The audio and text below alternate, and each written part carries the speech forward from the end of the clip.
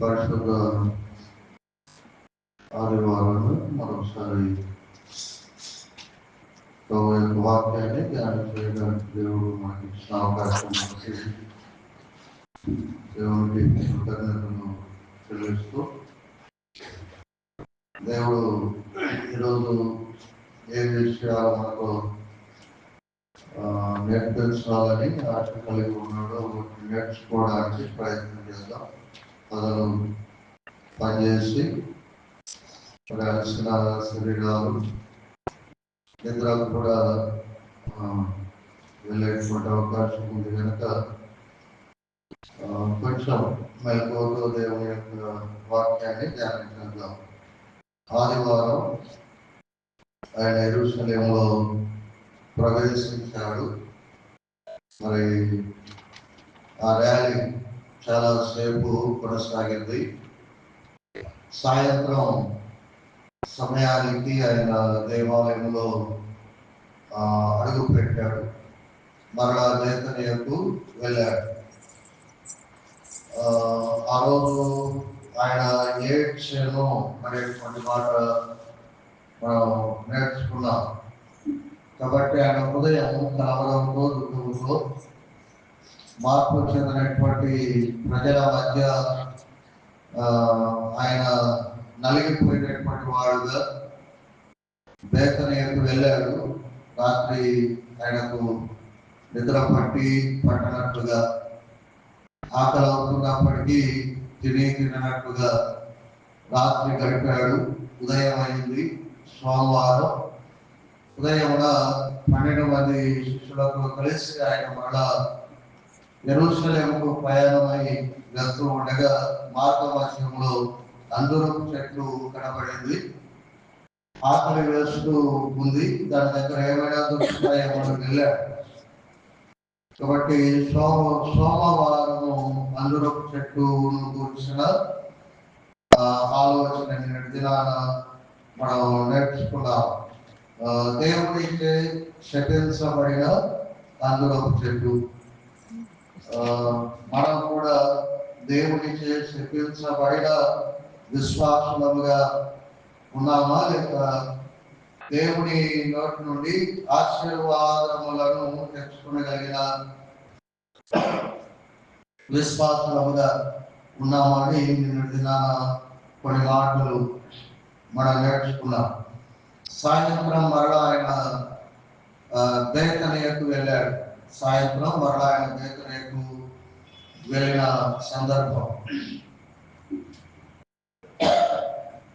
తెల్లవారింది, మంగళవారం అనగా ఈ రోజు ఆయన మరలా బేతనియ నుండి ఆయన మరలా యెరూషలేమునకు ప్రయాణమై వస్తున్నాడు. మార్కు సువార్త 11వ అధ్యాయం. మార్కు సువార్త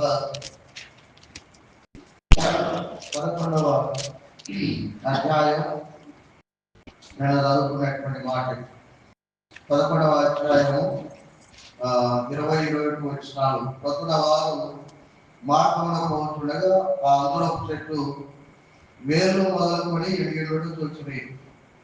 నిన్న ఉదయం సోమవారం ఉదయం అంజూరపు చెట్టును ఆయన శపించాడు. యెరూషలేముకు వచ్చాడు. ఆ చెట్టును శపించడం అక్కడే మన వాక్యాన్ని ధ్యానం చేశాం. యెరూషలేముకు వచ్చాడు. యెరూషలేములో చాలా పనులు చేసుకుని మళ్ళా సాయంత్రం ఇంటికి వెళ్ళాడు. సోమవారం అయిపోయింది.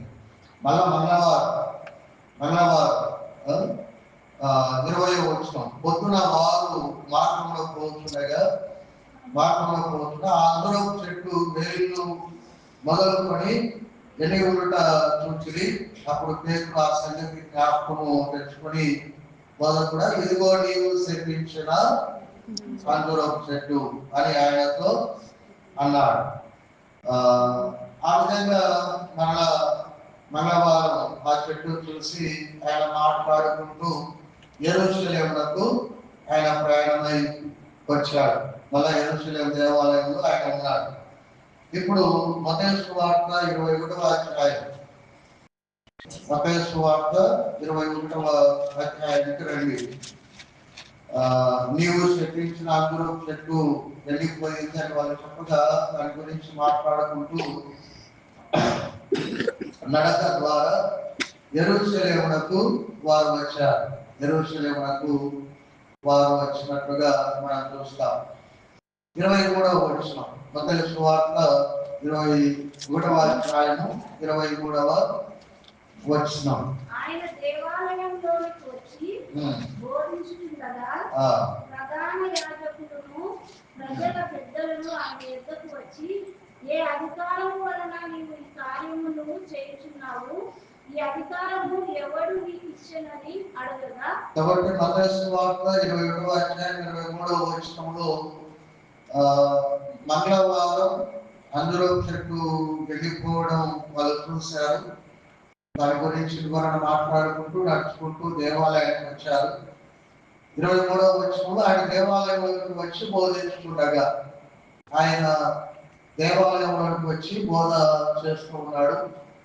ఆయన బోధ చేస్తూ ఉండగా వినేవారు ఆసక్తిగా వచ్చి ఆయన మాటలు వింటూ ఉన్నారు.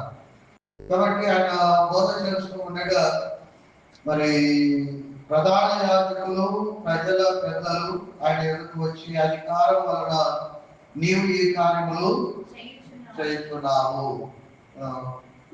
ఆయన పని చేస్తున్నాడు. అధికారము గూర్చినటువంటి ప్రశ్నలు ప్రధాన యాజకులు ప్రజల పెద్దలు, మూడవది పరిసయ్యులు. మరొక చోట పరిసయ్యులు కూడా ఆయనను ప్రశ్నించినట్టుగా మనకు తెలుస్తుంది. కాబట్టి ప్రధాన యాజకులు, ప్రజల పెద్దలు, పరిసయ్యులు వీళ్ళు ప్రశ్నలు వేస్తున్నారు. ప్రభువు పని చేస్తున్నాడు. ప్రధాన యాజకులు అనగా ఆ మందిరాన్ని అంతటిని, ఆ మందిరంలో ఉన్నటువంటి కార్యములన్నింటినీ, ఆ మందిరం యొక్క బాగోగులన్నింటినీ చూసుకునే బాధ్యత కలిగిన ప్రధాన యాజకులు. రెండవది ప్రజల పెద్దలు అనగా ఇశ్రాయేలీయుల కులం ఉంది కదా, కుల పెద్దలు అని మన భాషలో అనవచ్చు. మూడవది పరిసయ్యులు అనగా ప్రభు యొక్క ధర్మశాస్త్రమును పరిసయ్యులు అంటే బాగా పాటించేవారు. కరివేపాకులో కూడా దర్శనం భాగిస్తారు. ఈ ముగ్గురు కూడా ప్రభు యొక్క అధికారాన్ని ప్రశ్నిస్తూ ఉన్నారు. ఆదివారం నుండి ఈ ముగ్గురికి ఈ 3 రకాల ప్రజల వారికి నిద్ర పడతలేదు. ఎందుకంటే ఆయన ప్రవేశించిన విధానము అది మామూలు విషయం కాదు.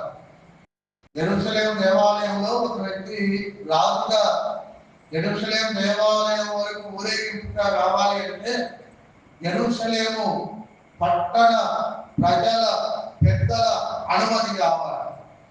రెండవది యెరూషలేము దేవాలయము యొక్క బాగోగులన్నింటినీ చూడటానికి నియమించబడినటువంటి ప్రధాన యాజకుల యొక్క అనుమతి కావాలి.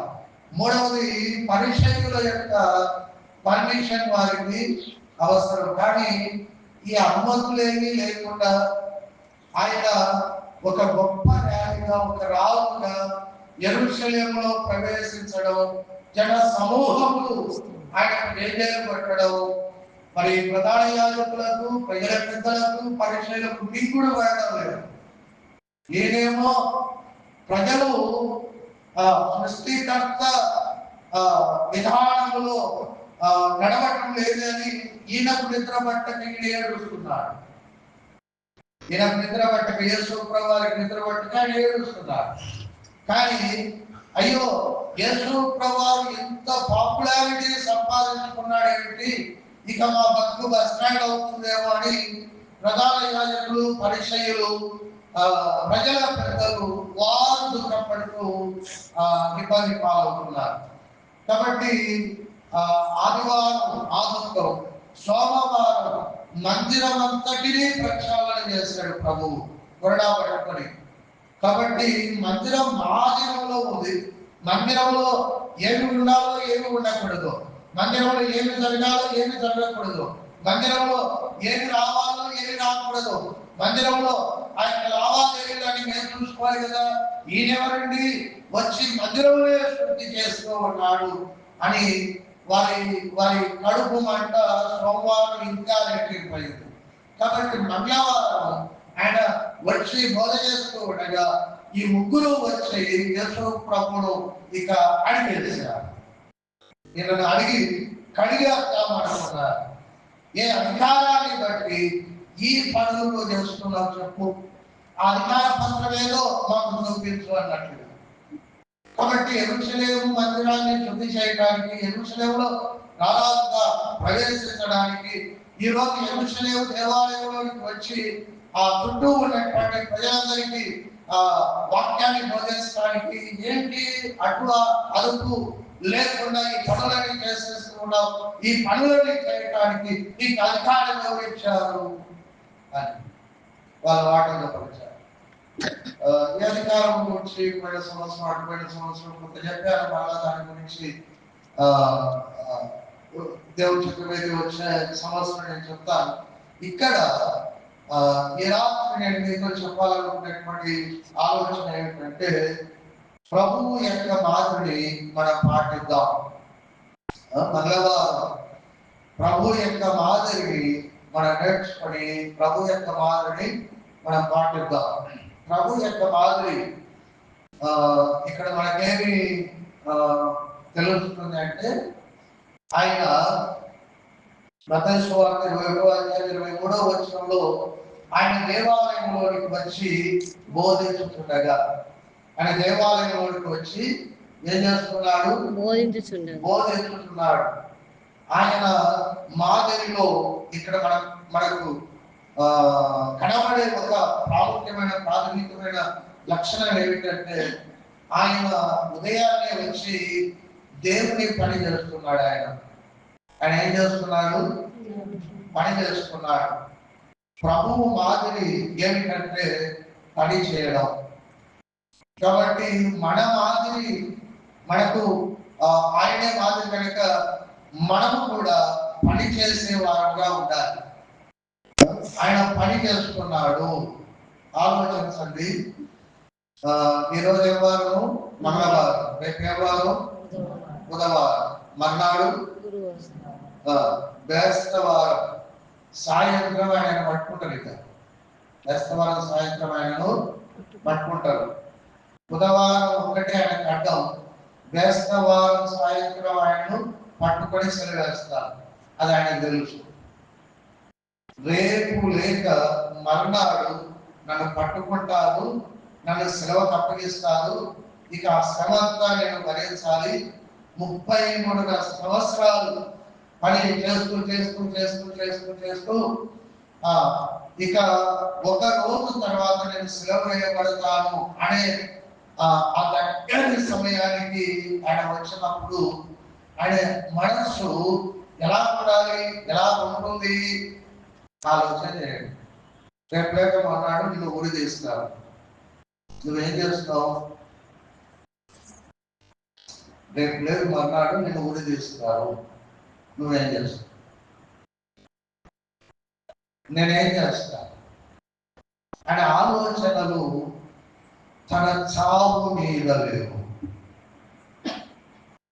రేపు లేక మర్నాడు ఆయనను శిలువ వేస్తారని తెలిసి ఆయన ఏం చేస్తున్నాడంటే, శిలువకు ముందు ఆయన పని చేస్తూ ఉన్నాడు. కానీ తనకి ఇవ్వబడినటువంటి సమయాన్ని ఆయన వృధా చేసుకోవడం లేదు. ఆయన ఆ సమయాన్ని దేవుని పని చేయడానికి ఆయన ఉపయోగించుకుంటున్నాడు. 23వ వచనంలో ఆ మాట, ఆయన దేవాలయంలోకి వచ్చి ఏం చేస్తున్నాడు? బోధించే పని. దేవుని మాటలను దేవుని ప్రజలకు పంచిపెట్టే పని. నేను చచ్చిపోతాను ఇంకెట్లా ఏడవడంగా, నన్ను అలా చంపుతారు ఇలా చంపుతారు, ఆ బాధలంతా నేను ఎలా భరించాలి అని ఏడవడం కాదు. తెల్లవారింది, ప్రజలందరూ కూడా ఇష్టం ఉన్నటువంటి వాళ్ళందరూ కూడా చెప్పాను కదా, ఆదివారం పస్కా పండుగకు 6 దినముల ముందే యేసు ప్రభు వచ్చాడు. ఇశ్రాయేలు ప్రజలు చుట్టుపక్కల ఉన్నటువంటి గ్రామంలో ఉన్నటువంటి వాళ్ళందరూ పస్కా పండుగ మనం ఏదైతే క్రిస్మస్ చేస్తామో అంత ఘనమైనటువంటి పండుగ యూదులకు మోషే ద్వారా దేవుడు ఆజ్ఞాపించాడు కనుక ఆ ఘనమైనటువంటి పండుగ తప్పిపోకున్నట్టుగా క్రమముగా నిష్ఠగా ఆచరించడానికి ఆ రోజుల ముందే వచ్చినటువంటి వారిలో కొంతమంది దేవుని యొక్క వాక్యాన్ని వినడానికి ఆసక్తి కలిగినటువంటి వారు ఆదివారం ఎంతో ఉత్సాహంగా ర్యాలీలో వచ్చినటువంటి యేసుక్రీస్తు ప్రభువారిని చూసినటువంటి వారు మళ్ళా సోమవారం ఆ యొక్క నిర్మాలయం అంతటి ధైర్యముగా ప్రాణాన్ని బలంగా పెట్టి శుద్ధి చేసినటువంటి యేసును చూసినటువంటి వారు మంగళవారం కూడా ఆ గొప్ప దేవుడు ఈ రోజు ఏ కార్యం చేస్తున్నాడో ఆ గొప్ప దేవుడు ఈ రోజు ఏ మాటలు మనం వినవలసి ఉన్నదో ఆ మాటలను ఈ పస్కా పండుగలో మనం విని నేను పొందుదామనేటువంటి ఆలోచనతో ఆసక్తితో వాళ్ళందరూ వచ్చి కూర్చొని ఉన్నారు. వాళ్ళ వస్త్రాలను ఎక్కినటువంటి ఆ ప్రభువు కూడా ఆ మందిరంలోనికి ఉదయాన్నే వచ్చి వారికి దేవుడి యొక్క మాటలను వివరిస్తూ ఉన్నాడు. పని రేపు పని చేయాలి, రేపు లేకమన్నాడు నువ్వు చూస్తావు అని నీకు తెలిసినప్పటికీ ఒక విశ్వాసకి ప్రభువు ఇచ్చిన మాదిరి ఏంటంటే పని చేయండి. ప్రభువు ఇచ్చిన మాదిరి. రేపు లేకమన్నాడు నేనేమైపోతాను చూస్తాను, అయినా నేనేం చేస్తానంటే చావుకు ముందు కూడా నేను పని చేస్తాను. చావుకు ముందు కూడా సెలవులో యేసు ప్రభువారు సెలవు వేయబడ్డారు. సెలవు వేయబడినప్పుడు 7 మాటలు చుట్టవారు 7 మాటలు చెప్తారు. మొదటి మాట ఏంటి? తండ్రి వీరేం చేస్తున్నారో వీరెరగరు కనుక వీరిని క్షమించమని చెప్పింది. చావుకు ముందు బోధించే పని చేస్తున్నాడు. చాలా పనులు చేసిన అవన్నీ చాలా విషయాలు మనం నేర్చుకోవచ్చు. చావుకు ముందు పని చేస్తున్నాడు. రెండవది చావు దగ్గర కూడా పని చేస్తున్నాడు. మొదటి మాట ఏంటి? తండ్రి మీరేం చేస్తున్నారో వీరెరగరు కనుక చేస్తున్నాడు. చావు దగ్గర అంటే క్షమించే పని. చాలా మందికి బోధించే పని కనబడుతుంది కానీ క్షమించే పని కాదనుకుంటారు. కాదు, అది కూడా పనే. రెండవ మాట ఏమిటి? అందుకైనా వానితో నేడు నీవు నాతో కూడా పరదేశంలో ఉంది అని ఏం పని చేశాడు? ఒక వ్యక్తిని పరలోకానికి చేర్చే పని. మూడవ మాట అమ్మాయితో ఏం పని చేశాడు అంటే తనకు దేవుడు ఇచ్చినటువంటి శరీర సంబంధమైన బాధ్యతను నెరవేర్చే పని. నాలుగవ మాట నా దేవా నన్ను ప్రార్థన చేసే పని. ఐదవ మాట ఇంచుమించు 3 గంటలప్పుడు ఎవరు చెప్పేది? ఐదవ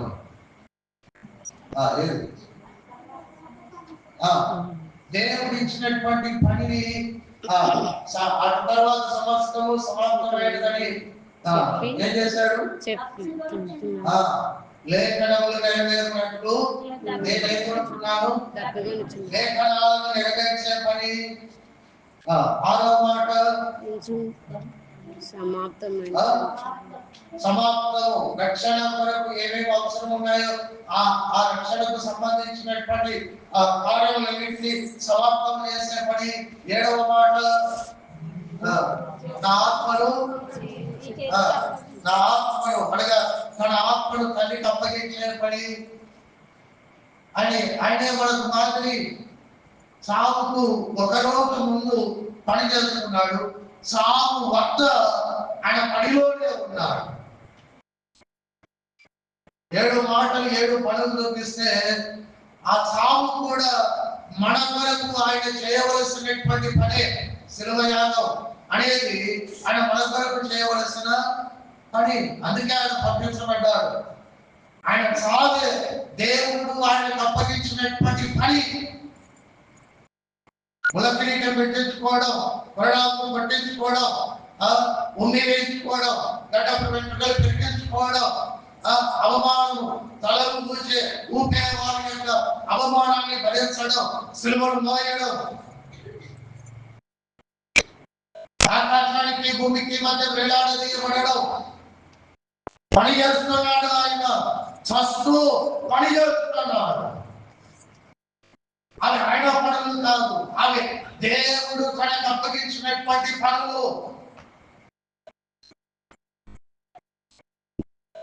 ఆయన చావుకు ముందు పనిచేశాడు, చావు వద్ద పనిచేశాడు, చనిపోయి తిరిగి లేచిన తర్వాత ఆయన ఏం చేస్తున్నాడు అంటే పని చేస్తున్నాడు. చనిపోయి తిరిగి లేచిన తర్వాత కూడా ఆయన ఏం చేస్తున్నాడు?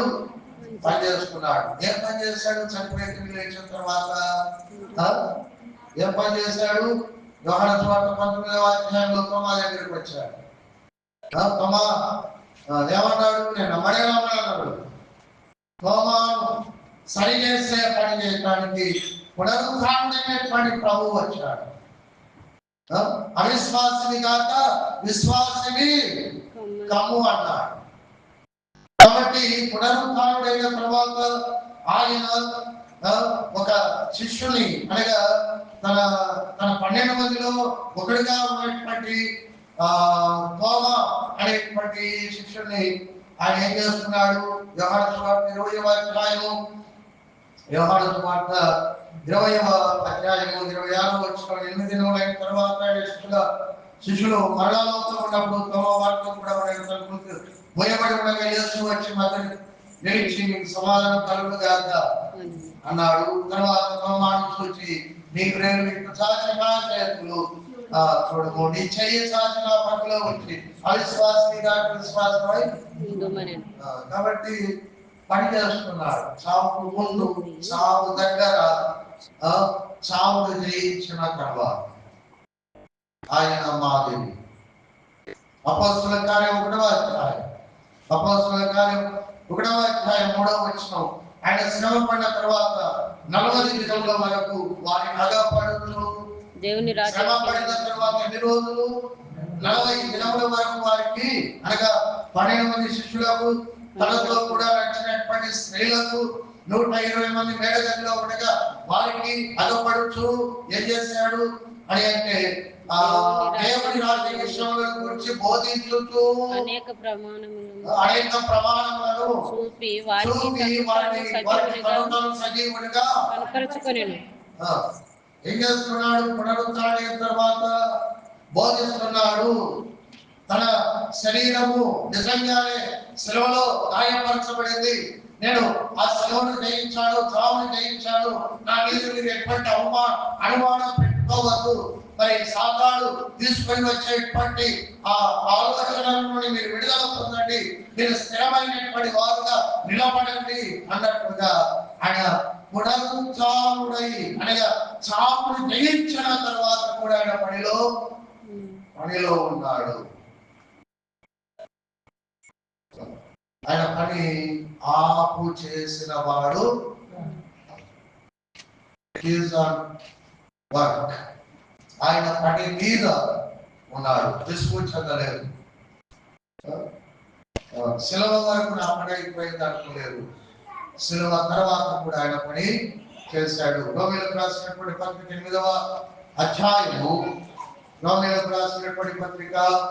8వ అధ్యాయము 34వ వచనం, శిక్ష విధించిన వాడేవాడు? చనిపోయిన క్రీస్తు యేసే. అంతేగా మృతుల నుండి లేచిన వాడు, దేవుని కృపాక్షేమమున ఉన్నవాడు, మన కొరకు విజ్ఞాపనము కూడా చేయువాడు ఆయనే. పనిచేస్తున్నాడు.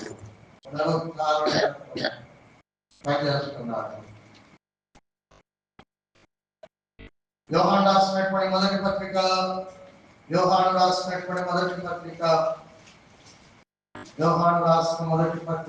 అధ్యాయము 2వ మొదటి వచనం, నా చిన్న పిల్లలారా మీరు పాపం చేయకుండాకై ఈ సంగతులను మీకు రాయుచున్నాను. ఎవరైనా పాపం చేసినట్లా నీతిమంతుడైన యేసుక్రీస్తు ఉత్తరవాది తండ్రి యొద్దకు ఉన్నాడు. పునరుత్థానం తర్వాత నీ పక్షాన విజ్ఞాపన చేస్తూ, నీ పక్షాన వాదించేవాడుగా ఆయన డ్యూటీ చేస్తున్నాడు. ఆయన రెస్ట్ తీసుకోలేదు. ఆయన ఖాళీగా లేడు. కాబట్టి యేసుక్రీస్తు ప్రభువారు మనకు చూపించే మాదిరి ఏమిటంటే పని చేయండి. ఆయన ఏమంటున్నాడంటే మీరు పని చేయండి. ఎలా అంటే నాలా అని అంటున్నాడు. కాబట్టి ఒక రోజు తర్వాత చచ్చే పరిస్థితి ఉంది. ఆ పరిస్థితి కొరకు తనను తాను సిద్ధపరచుకోవాలి. కానీ ఆయన దానికన్నా ప్రాముఖ్యమైన పని ప్రజలకు ఆత్మానుసారమైనటువంటి జీవితాన్ని అనుగ్రహించేటువంటి పని, బోధ చేసేటువంటి పని ఆయన చేస్తున్నాడు. మత్తయి సువార్త 22వ అధ్యాయం 23వ వచనంలో ఆయన దేవాలయంలోకి వచ్చి బోధించుతుండగా. కాబట్టి ఆయన ఎవరు అంటే ఆయన మాదిరి ఏమిటి అంటే ఆయన పని చేసేవాడు. ఆయన పని చేసేవాడు. ఒకరోజు చావుకు ముందు పని చేశాడు, చావు చచ్చిపోతూ పని చేశాడు, చనిపోయి తిరిగి లేచిన తర్వాత కూడా ఆయన పని చేశాడు. కాబట్టి మనం కూడా పని చేసే వారముగా ఉండాలి. అది ఆయన మనకు నేర్పించే లేక చూపించే మాదిరి. కాబట్టి మనం కూడా అలా పని చేయాలి. ఫిలిప్పీలకు రాసినటువంటి పత్రిక 2వ అధ్యాయము 21వ వచనం. ఫిలిప్పీలకు రాసినటువంటి పత్రిక 2వ అధ్యాయము 21వ వచనంలో అందరూ కాబట్టి ఫిలిప్పీ పత్రిక విశ్వాసులకు రాయబడింది. సంఘం ఏ సంఘం అది? ఫిలిప్పీ సంఘం. ఆ ఫిలిప్పీ సంఘంలో ఉన్నటువంటి విశ్వాసులకు పౌలు రాస్తూ ఆ సంఘానికి ఒక హెచ్చరిక చేస్తున్నాడు. అందరూ తమ సొంత కార్యములనే చూచుకొనుచున్నారు కాబట్టి ప్రభు నమ్మాం అయిపోయింది. ఇంకేం పడింది మాకు? అంతేగా, నమ్మాము, బాప్తిసం చేసుకున్నాము, మునిగాము, లేచినాము. ఏమైంది అంటే మేము యేసులో అనేటువంటి పేరు మాకు వచ్చేస్తుంది. ఇంకేం చేయాలి? మా పనులు మేము చేయాలి, మాకేమి. కాబట్టి ఫిలిప్పీ సంఘాన్ని ఆయన హెచ్చరిక చేస్తున్నాడు. అందరూ 99% పౌలును గాయపరుస్తుంది.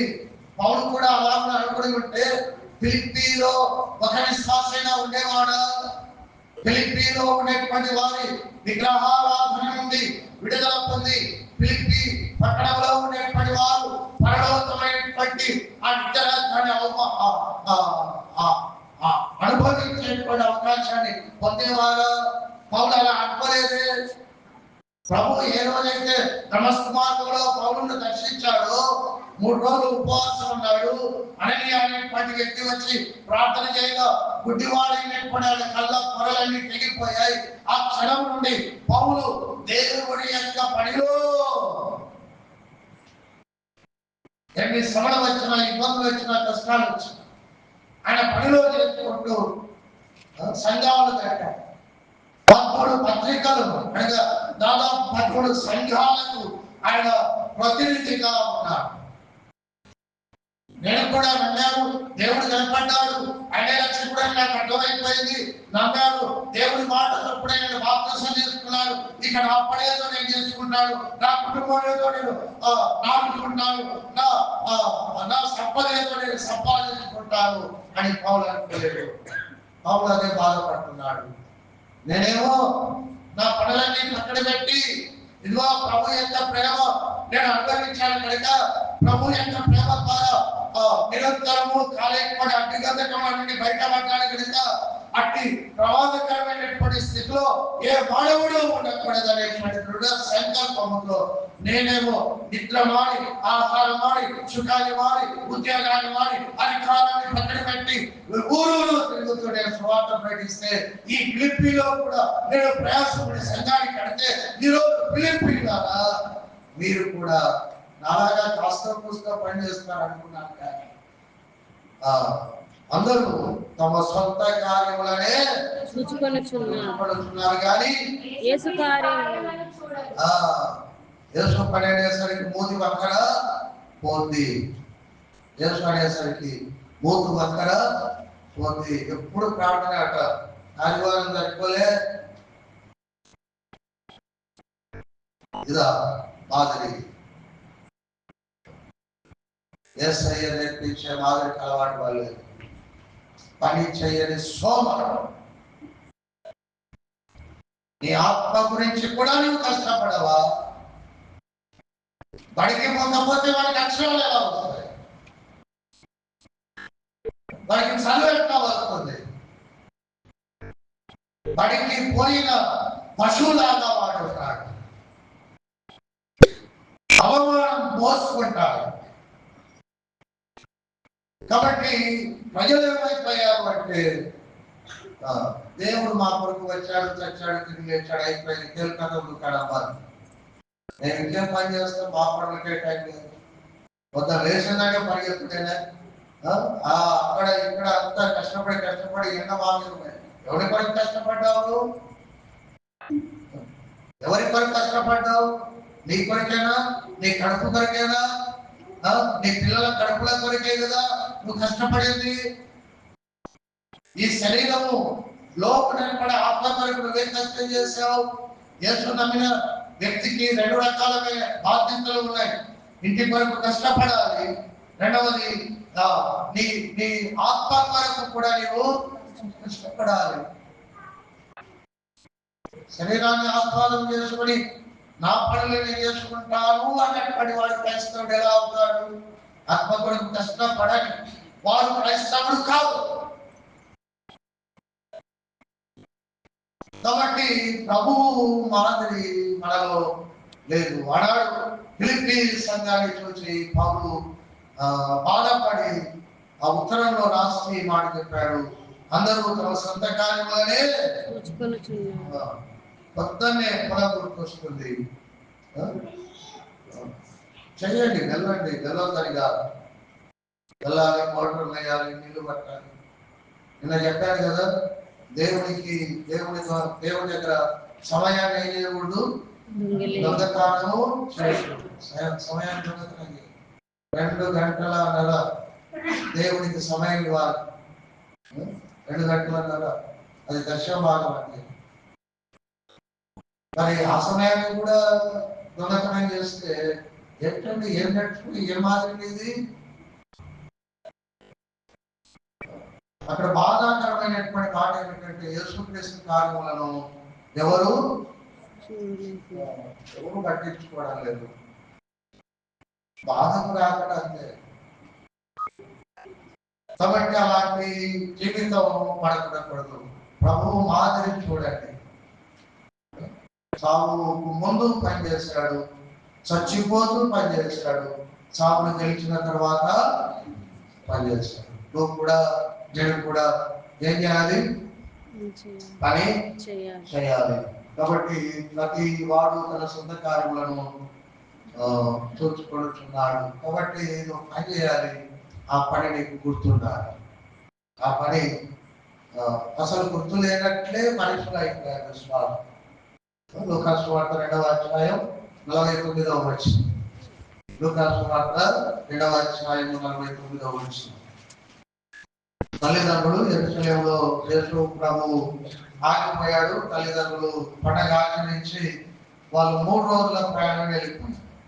తల్లిదండ్రులు మరియా యోసేపు అనుకున్నారు, యేసు ప్రభు కూడా మాతో పాటు నడిచే వారి మధ్యలో ఎక్కడో చోట ఉంటారని అనుకున్నారు. కానీ 3 రోజుల ప్రయాణం అయిన తర్వాత అందరి దగ్గర వెతికితే యేసు ప్రభు లేరు. అయ్యో యేసయ్య లేరని వారు బాధపడుకుంటూ తిరిగి యెరూషలేముకు వచ్చేసరికి ఆయన యెరూషలేము దేవాలయంలో మరి బోధకుల మధ్య కూర్చొని ఉన్నారు. చూడండి, ఆ సందర్భంలో ఆ తల్లి అన్నది, కుమారుడు మమ్మల్ని ఎందుకు దుఃఖపరిచావు అని యేసు ప్రభువుని అడిగినప్పుడు లూకాసు వార్త 2వ అధ్యాయం 49వ వచనం. ఆయన అంటున్నాడు, అలాగే యేసు ప్రభు అంటున్నాడు, 12 ఏళ్ళ యేసు ప్రభు అంటున్నాడు. ఎన్నేళ్ళు ఆయనకు? ఎప్పటి నుండి పని చేయాలి యేసయ్య పని? ఎప్పుడూ పని చేయకూడదు. అంటే నీ కొడుకు ఏమీ కష్టపడకూడదు, నీ కూతురు ఏమీ దేవుని పనిలో వాడపడకూడదు. అంతేనా? యేసు ప్రభు వయసు 12 ఏళ్ళు. ఆయన వెతుక్కుంటూ వచ్చారు, పన్నీరు కాచుకుంటూ వచ్చారు. వచ్చే తల్లి అంటుంది, మమ్మల్ని ఎందుకు ఇలా బాధపరిచావు అంటే ఆయన అంటున్నాడు, నన్ను మీరు ఎందుకు ఎదుగుతున్నారు? చదువు.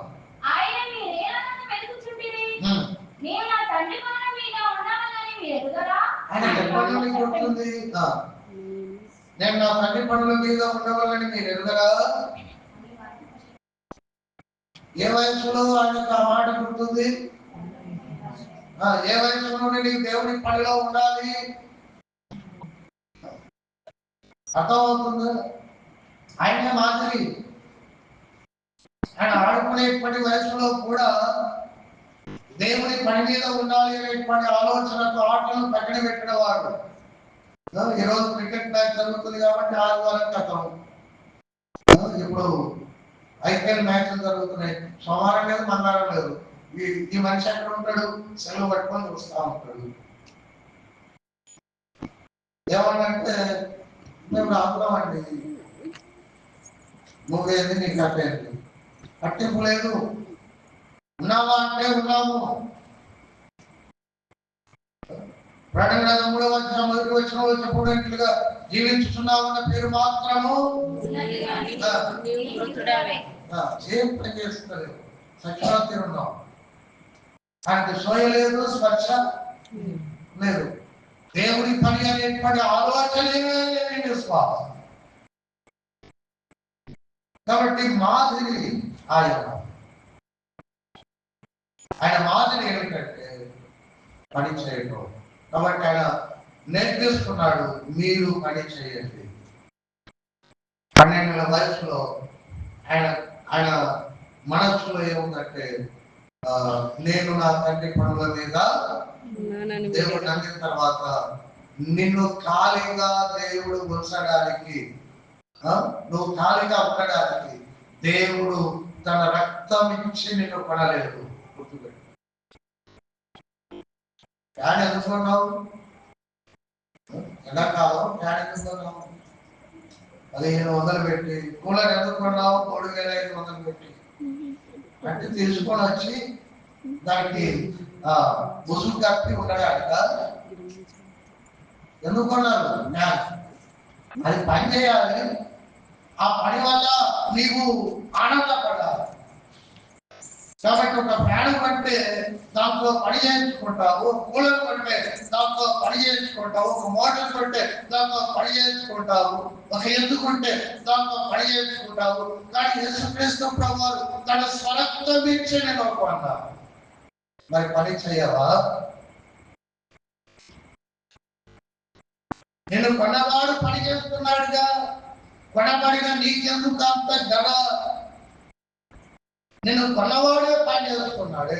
కొన్న తర్వాత నీ కొరకు తండ్రి కుడి పార్శ్వంలో ఆయన విజ్ఞాపన పని చేస్తున్నాడు కదా. నువ్వు తప్పిపోతావేమో, దాటిపోతావేమో అని నీ దగ్గరికి సేవకులు పంపిస్తున్నాడే. నీ అంతరంగంలో ఉండి ఇదిగో నీ జాగ్రత్త, నీ అభివృద్ధి జాగ్రత్త అని ఆయన నీకు హెచ్చరిక చేసేటువంటి పనిలో ఉన్నాడు కదా. కాబట్టి నువ్వు పని చేయడం మానుకోవద్దు, నువ్వు పని చేయాలి. ఎంఎస్సీలకు రాసినటువంటి పత్రిక 2వ అధ్యాయం, ఎంఎస్సీ పత్రిక 2వ అధ్యాయము. మీ బైబుల్ అందరూ ఈ వచనాన్ని మీ ముందు పెట్టుకోండి. వీలైతే బైబుల్ అండర్లైన్ చేసుకోండి. ఎంఎస్సీ పత్రిక 2వ అధ్యాయం, ఎంఎస్సీ పత్రిక 2వ 174 కొత్త నిబంధనలో 174 పేజీ. ఎంఎస్సీ పత్రిక 2వ అధ్యాయము. మరి నాకు పలకండి 8వ వచనంలో, మీరు విశ్వాసము ద్వారా కృప చేతనే రక్షింపబడి ఉన్నారు. మీరు ఎలా రక్షింపబడ్డారో ప్రభు చెప్తారు. మనం ఎలా రక్షింపబడ్డామో ప్రభు చెప్తున్నాడు. విశ్వాసం ద్వారా కృప చేతనే రక్షింపబడి ఉన్నారు. చెప్పండి, ఇది మీ వలన కలిగినది కాదు, దేవుని వలనే. నీవు రక్షింపబడడం అనేది దేవుడు నీకు అనుగ్రహించిన వరం. దేవుడు ఇచ్చిన వరం అది, రక్షణ. ఆయన ఒకవేళ ఆ వరాన్ని నీకు ఇవ్వలేదు అని అనుకో, నిరంతరం అగ్నిగంధకంలో మనం కాలవలసినటువంటి దౌర్భాగ్యమైనటువంటి స్థితిలో మనం ఉన్నాం. కానీ ఆ వరాన్ని ఆయన తన కృపను బట్టి మనకు అనుగ్రహించాడు. దేవుని వరం అది రక్షణ అనేది. ఇక 10వ వచనం నాతో చెప్పండి. మరియు వాటి యందు మనం నడుచుకునవలెనని దేవుడు ముందుగా సిద్ధపరచిన సక్రియలు చేయుటకై. దేవుడు ముందుగా సిద్ధపరచిన, నేను రక్షించుకోవడానికి ముందే, నేను పరలోకపు జీవ గ్రంథంలో నీ పేరు రాసుకోవడానికి ముందే, నీ పాపమంతా తన రక్తంతో కడగడానికి ముందే, నువ్వు రక్షింపబడడానికి ముందే, నువ్వు దేవుని వరాన్ని అనుభవించడానికి ముందే ముందుగా సిద్ధపరచిన సక్రియలు చేయుటకై మనము క్రీస్తు యేసునందు సృష్టింపబడిన వారమై. ఖాళీగా ఉండడానికి నేను రక్షించుకోవాలి. ముందుగా దేవుడు సిద్ధపరిచినటువంటి సక్రియలను చేయుటకై దేవుడు నిన్ను క్రీస్తునందు ఏం చేశాడట? క్రీస్తు యేసునందు సృష్టింపబడిన వారమై ఆయన చేసిన పని అయి ఉన్నాం. నీవు నూతన సృష్టిగా క్రీస్తు చేతులతో చేయబడ్డావు. పాత సృష్టిలో పాత పనులకే మనం వాడబడ్డాం. పాత సృష్టి అనగా యేసు ప్రభువును నమ్మక ముందు పాత సృష్టిలో పాపమును కలిగిన జీవితంలో మన పనులన్నీ పాపము కొరకే చేస్తాం. మన పనులని విగ్రహాలకి, మన పనులని మన కడుపు కొరకే, మన పనులని మన స్వార్థం కొరకే, మన పనులని మన సుఖము కొరకే, మన పనులని మన పేరు ప్రఖ్యాతుల కొరకే, మన పనులని మన వంశుల యొక్క అభివృద్ధి కొరకే. అది పాత సృష్టి. కానీ కొత్త సృష్టిగా క్రీస్తు యేసు చేతులతో నీవు చేయబడ్డావు. కొత్త సృష్టిగా చేయబడినటువంటి మనము దేవుడి పని, దేవుడు ముందుగా సిద్ధపరిచిన సక్రియలు అనేటువంటి పని చేయడానికి దేవుడు నిన్ను కొత్తగా నిర్ణయించుకున్నాడు. కాబట్టి నేను పని చేయను అంటే ఎలా? ప్రభు పని చేశాడు. నువ్వు పని, యు షుడ్ వర్క్. సోమరి, అందుకే సోమరి చీమల యొద్దకు వెళ్ళి దాని నడకను కనిపెట్టి జ్ఞానము తెలియలేదు క్రైస్తవులు, తెలియలేదు విశ్వాసం. పని ఏం పని చేస్తావు? దేవునికి విశ్వాసగా చేయవు. సంఘ పెద్దగా మైకే చదవాలి, మనం ఎంత పని చేస్తాం. కాబట్టి ప్రభువు ముందుగా సిద్ధపరిచి యేసు ప్రభు మనస్సులో 12 ఏళ్ల వయస్సులో ఆయన అన్నాడు, నా తండ్రి పనుల మీద నేను ఉండవలనని అడగరా. కాబట్టి ఆయన దేవుడు సార్, నువ్వు పాస్టర్ సార్, మీరెవరండి? అర్థం కాదు, అర్థం చేసుకోవాలి. నువ్వెవరు? ఆయన దేవుడు పని చేయండి, ఈయన పాస్టర్ పని చేయండి, మరి నువ్వెవరు? నేను ఎందుకు దేవుడు రక్షించుకున్నాడు? ఎఫెసీ పత్రిక 2వ అధ్యాయం 8 నుండి 10 వచనాలు నీ గుండెల్లో రాసుకున్నాడు. ఖాళీగా ఉండడానికి కాదు ఆయన రక్షించుకున్నది.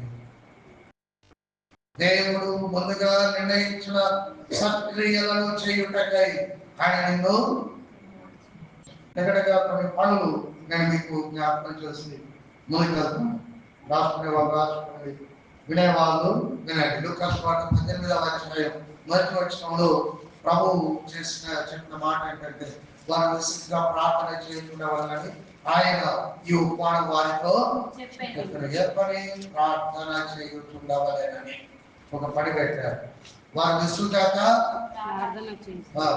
అదంటే ఏదో కట్టడం అవి ఓకే, అది కూడా పనులే. కానీ ప్రాథమికమైనటువంటి పనుల్లో ఒక పని ఏంటంటే లూకాసు వార్త 18:1 వారు విసుగక ప్రార్థన పని పెట్టాడు. ఆ పని వాళ్ళకి నేర్పించాలనుకున్నాడు. ప్రార్థించే పని. అన్న అనేటువంటి ప్రవక్త యెరూషలేము దేవాలయంలో పెనిమిటి చనిపోయిన తర్వాత ఎన్నేళ్ళు ఆమె ఉపవాస ప్రార్థనలు చేసింది? ఎన్నేళ్ళు చేసిందా?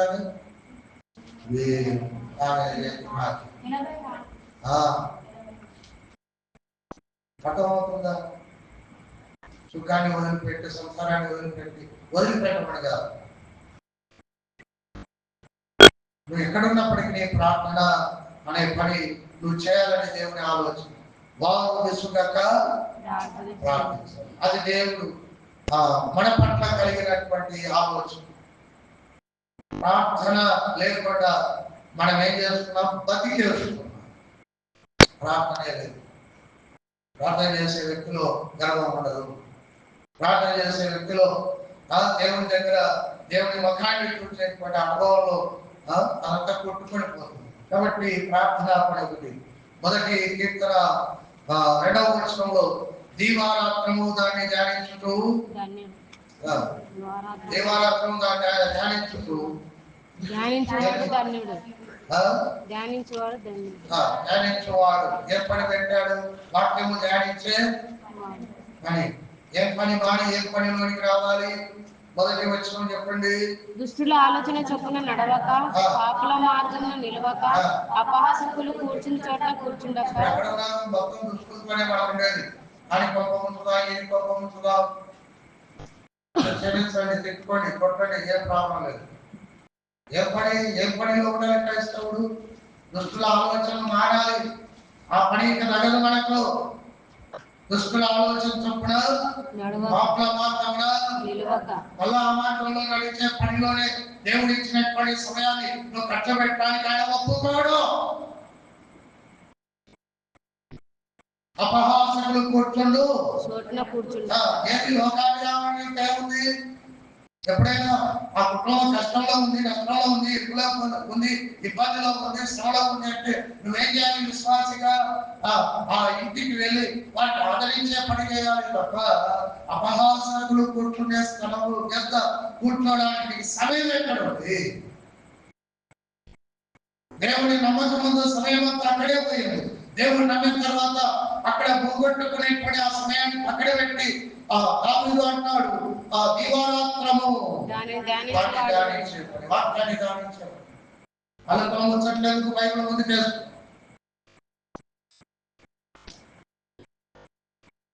బైబిల్ ముందు చేయండి. పార్టీతో నీకేంటి పని?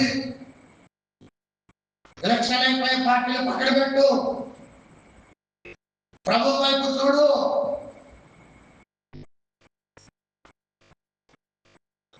దేవుడు నీకు ఒక పని పెట్టాడు, ప్రార్థించే పని. ప్రభు యొక్క వాక్యాన్ని దీవారాత్రములు ఏం చేయాలి? నీకు ఒక ముక్క తెలుసు, ఆ ఒక్క ముక్క పట్టుకొని నేను విశ్వాసం అంటాడు. ధ్యానమే లేదు, ఇంకొక ఆలోచన లేదు. కాబట్టి దేవుడి పనిలో మనం అనుకున్నట్టుగా ఆశ్రయించినట్టుగా ముందుకు వెళ్ళడం లేదు. ప్రార్థించే పని, ప్రభు యొక్క వాక్యాన్ని ధ్యానించే పని. మత్తయి సువార్త 28వ అధ్యాయం మార్కు సువార్త 16:16 చెప్పినట్టుగా సర్వ సృష్టికి వెళ్ళి సువార్త ప్రకటించే పని. సువార్త ప్రకటించే పని. సర్వ సృష్టికి వెళ్ళలేదా? నయమాన్ ఇంటిలో చిన్నది ఏం పని పెట్టుకున్నది అంటే అమ్మగారికి నయమాను కలిగినటువంటి కుష్ఠరోగమును బాగు చేయించుటకు నయమాను దేవుని యొద్దకు నడిపించే పని పెట్టుకున్నది ఆ చిన్నది సువార్త పని. ఎవరింట్లో ఇబ్బంది ఉందో, ఎవరింట్లో కష్టం ఉందో ఊరంతా వెళ్ళి మనం చెప్పలేము. చెప్పే అవకాశం కూడా, సువార్త ప్రకటించే అవకాశం కూడా లేదు. ఒక్కోసారి ఓ చెప్తాను, మీ ఓడు మమ్మల్ని ఏం చేసిందో తెలుసా? ముఖం ముందు అంటున్నారు. మీ యశోలే కదా మమ్మల్ని గట్టి పట్టించిన ముఖం ముందు. ఏ సువార్త ప్రకటిస్తాం? ఆ పని ఉన్నది, కానీ అది ప్రకటించని విధంగా విశ్వాసం మారిపోయారు. మనమే అడ్డుబండలం అయిపోయారు. ఆ చిన్నది కష్టపెట్టిన వారికి కూడా మేలు చేసే పని జరుగుతుంది. కానీ దేవుడిని నమ్మినటువంటి వారు నమ్మని వారిని కష్టపెట్టే పనుల్లో ఉన్నా కానీ సువార్త పనిలో. కాబట్టి పని దేవుడు మనకు అనుగ్రహించాడు. లూకాసు వార్త 9వ అధ్యాయం 23వ వచనంలో ఎవడైనా నన్ను వెంబడింపగోనేళ్ళ తను తాను ఉపేక్షించుకొని తన సిలువను ఎత్తుకొని ప్రతిదినము నన్ను సిలువను మోసే పని నీకుంది. నాకేం పని లేదంటావేమిటి? ఏం పని ఉంది సార్ నాకు? ఇన్ని పనులు ఉన్నాయి. ప్రార్థించే పని నీది కాదా? వాక్యం ధ్యానించే పని నీది కాదా? సువార్త ప్రకటించే పని నీది కాదా? నీ సిలువను ఎత్తుకొని నడిచే పని నీది కాదా? ఆ పని దేవుడు నీకు చెప్పలేదా? లూకాసు వార్త 9:23లో. కాబట్టి నాకే పని లేదు, నా పనులకే నాకు సమయం దొరుకుతలేదు, ఇంకా 24 గంటలు ఎక్కువగా ఉంటే ఇంకా ఎక్కువ పని చేసే పరిస్థితి ఉండేది. దేవుడు ఎందుకో విజనాలుగా రోజులో 24 గంటలే పెట్టాడని దేవుడిని సరిగా విశ్వాసంగా లేక దేవుడు ఇన్ని పనులు పెట్టాడే, ఈ పనుల్లో ఏదో ఒక పని మీద నేను ఉన్నానా లేదా అని ప్రశ్నించుకునేటువంటి విశ్వాసంగా నీవు నేను ఉన్నామని మనల్ని మనం పరిశీలన చేసుకోవాలి. అపోస్తలుల కార్యం 1వ అధ్యాయం 8వ వచనంలో ప్రభు చెప్పాడు, పరిశుద్ధాత్మ మీ మీదికి వచ్చినప్పుడు మీరు శక్తి నందురు కనుక యూదయ గలిలయ సమరయ భూదికంతముల వరకు మీరు నాకు సాక్షులై వారితో చెప్పాను. సాక్షిగా ఉండే పని. ప్రార్థన చేయకు, నువ్వు వాక్యం వాళ్ళ ఎదురుగా నువ్వేం చదవక్కర్లేదు, నీ సెలవును వాళ్ళకు చూపించక్కర్లేదు, సువార్త వాళ్ళకు ప్రకటించక్కర్లేదు. నువ్వు ఏ విధంగా ఉంటే చాలు, సాక్షిగా. మొక్క అదే సాక్ష్యం అంటే. వాళ్ళు ఎక్కడ పాటలు పాడారు? పాటలే పాడలేదు. ప్రార్థనలు చేశారా? ఇట్లా నిలబడ్డారు. ప్రార్థన చేయలేదు, పాట పాడలేదు, వాక్యం చదవలేదు. వాళ్ళు ఒకే వచ్చిన మీద ఉన్నారు. మేము మొత్తం చంపుతాం. సాక్షిగా బ్రతికే పని నీది. ఏ పని ఇవ్వలేదా ప్రభు? ఇచ్చాడుగా. సాక్షిగా ఆదికాండం 4వ అధ్యాయం 9వ వచనంలో కయీనుతో దేవుడు అన్నాడు, నీ తమ్ముడైన హేబేలు అక్కడ కుటుంబ సభ్యుల బాధ్యత మోసే పని. నీ భార్యను పట్టించుకోవాలి ఆమె ఆత్మీయ జీవితాన్ని, నీ భర్తను పట్టించుకోవాలి ఆమె ఆత్మీయ జీవితాన్ని, నీ పిల్లలను పట్టించుకోవాలి వాళ్ళ ఆత్మీయ జీవితాన్ని. దేవుడు అడుగుతాడు ఒకరోజు, నీ తమ్ముడు ఎక్కడా, నీ భార్య ఎక్కడా, నీ భర్త ఎక్కడా, నీ పిల్లలు ఎక్కడా? వారు ఎక్కడ ఉండాలో అక్కడ పెట్టవలసినటువంటి పని నీది.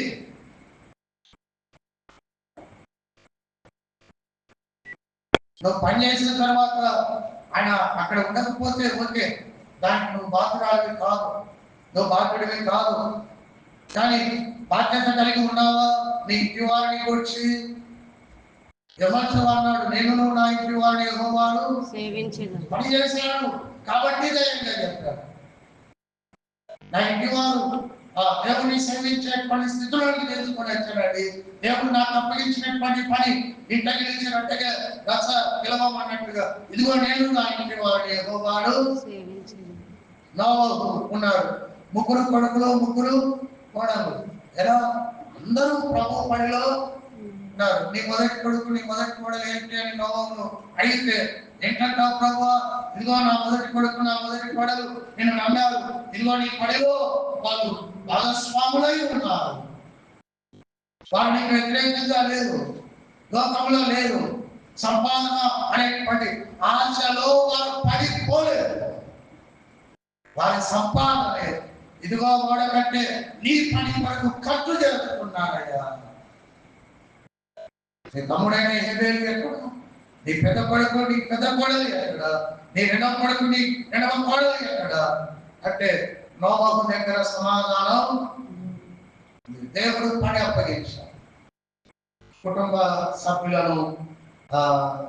సభ్యులను మరి దేవుడు అనుకున్నటువంటి చోట నిలుపుగలిగేటువంటి మన యోహాను సువార్త 2వ అధ్యాయం 5వ వచనంలో మరియ అన్నది, యోహాను సువార్త 2వ అధ్యాయం 5వ వచనంలో మరియ అన్నది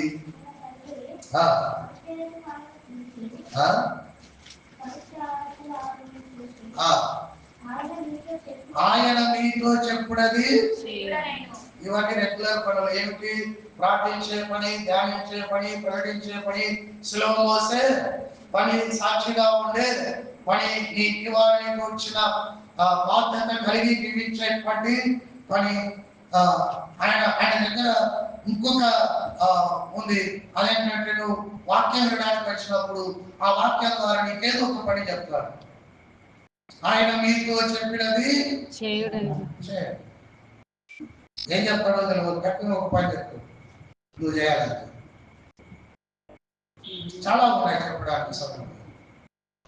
మొత్తానికి ఆయన మాదిరి ఏమిటంటే, నేను పని చేసేవాడను, మీరు పని చేయండి. మీరు పని దావీదు చేసినట్టుగా దావీదు చచ్చిపోతూ కూడా ఆయన పని చేశాడు. కొడుకును పిలిచి 2వ అధ్యాయంలో ఆయన చచ్చిపోతున్నాడు.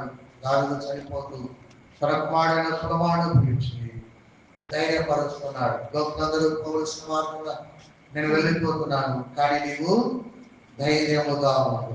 చచ్చిపోతూ కొడుకును ధైర్యపరిచే పని. దేవుడు అప్పగించిన దాన్ని కాపాడు అన్నాడు. దేవుడు ఇచ్చిన మంద జాగ్రత్త బిడ్డ. ఈ దేవుని దయ మనకి ఈ దేశం మీద దేవుడు అధికారం ఇచ్చాడు కాబట్టి జాగ్రత్త. దేవుని వాక్యాన్ని నెరవేర్చడంలో నువ్వు జాగ్రత్తగా ఉండు అన్నాడు. చచ్చిపోదు అలా ఉన్న దేవుని పనిలో ఉండాలి. దేవుని పనిలో మనం ఉండవలసినటువంటి వాళ్ళమై ఉన్నాం. కాబట్టి ప్రభు మాదిరి, దేవునికి ప్రభు మాదిరి అంటే పని చేయాలి. కాబట్టి నిన్ను ఎందుకు రక్షించుకున్నాడు అంటే ఫిలిప్పీ ఎఫెసీ 2:8-10 వరకు సక్రియలు ముందుగా సిద్ధపరిచిన ఆ సక్రియలు ఏంటంటే ప్రార్థన, ఆ సక్రియ ఏంటంటే వాక్యజ్ఞానం, ఆ సక్రియ ఏమిటి అంటే సువార్త ప్రకటన, ఆ సక్రియ సిలువ మోయడం, ఆ సక్రియ సాక్షిగా ఉండడం, ఆ సక్రియ వారి బాధ్యత మోయడం, ఆ సక్రియ ఆయన ఏమి చెప్పినట్లు చేయండి. కాబట్టి పనుల్లో మీరు ఉండండి. ఈ పనులు చేసి నువ్వేం చెప్పాలంటే నీదేమో అంత చేసిన తర్వాత కాలరేడి ప్రార్థన చేసిన, వాక్యం ధ్యానించిన, సువార్త చెప్పిన, సాక్షిగా నిలబడ్డ, ఇవన్నీ చేసిన చేస్తే మన హృదయంలో ఒక విధమైనటువంటి కర్మం వస్తుంది. అందుకే ప్రభు మాట చెప్పాడు, ఆ మాట చెప్పిన జీవితాలు అదేంటంటే లూకాసు సువార్త 17వ అధ్యాయం, లూకాసు సువార్త 17వ అధ్యాయం పనిచేసిన వాడికి కొంత గర్వం వస్తుంది, అహంకారం వస్తుంది, నేను గొప్పని అనేటువంటి ఆలోచన వస్తుంది. కానీ ప్రభు చెప్పిన ముచ్చట ఏమిటంటే లూకాసు సువార్త 17వ అధ్యాయము 10వ వచనం, అటువలే మీరును మీకు ఆజ్ఞాపించిన వాటి అన్నింటినీ అన్నీ చేసిన తర్వాత తర్వాత 7 పనులేమో చెప్తాను నేను. ఆ 7 పనులు ఒకవేళ నువ్వు చేసావనుకో, 5 పనులు చేసావనుకో, మీరు మీకు ఆజ్ఞాపించిన వడియు చేసిన తర్వాత మేము నిష్ప్రయోజకులమైన దాసులము